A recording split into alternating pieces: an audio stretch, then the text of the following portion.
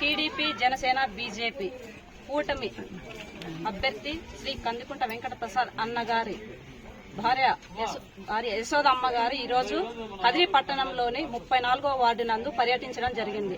ఇక్కడ ప్రజలందరూ ఘన హారతులతో సత్కరించి అమ్మగారిని ఈరోజు మా కందికుంట ప్రసాద్ అన్న గారిని గెలిపించుకునేది మా బాధ్యత అని ఈరోజు ప్రతి ఒక్కరి నోటి నుండి రావడం జరిగింది.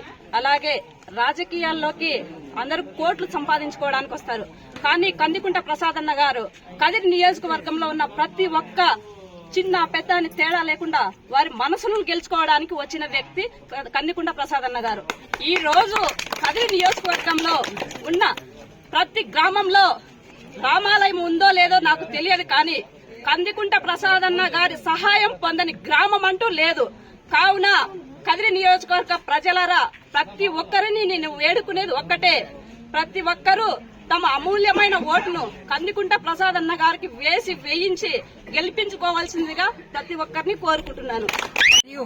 తెలుగుదేశం పార్టీ బీజేపీ పార్టీల ఉమ్మడి అభ్యర్థిగా పోటీ చేస్తున్నటువంటి శ్రీ కందికుంట వెంకట ప్రసాద్ గారికి మద్దతుగా ఆయన సతీమణి గారు ఈ రోజు 34వ వార్డులో పర్యటించడం జరిగింది.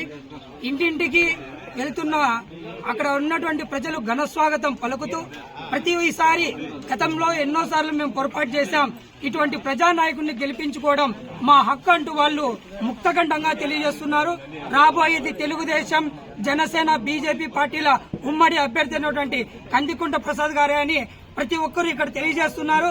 ఎందుకంటే ఈ జగన్మోహన్ రెడ్డి ఈ 5 ఏళ్ల పరిపాలన కాలంలో మొట్టమొదటిగా ప్రభావితం చేసినటువంటి ఎవరైనా ఉన్నారంటే అది కార్మికులు.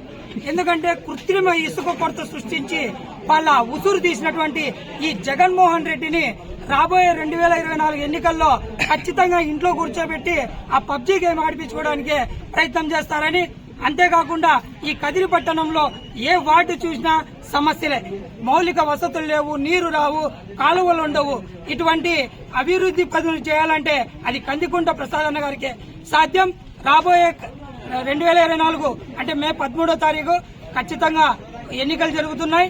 ప్రతి ఒక్కరూ పేద పిల్ల ముసుకాని ఏం తేడా లేకుండా ప్రతి ఒక్కరూ 2 ఓట్లు సైకిల్ గుర్తుకు వేసి ఈ సైకో పాలనకి అందం పలకాలని మేము కదిరి జనసేన పార్టీ తరఫున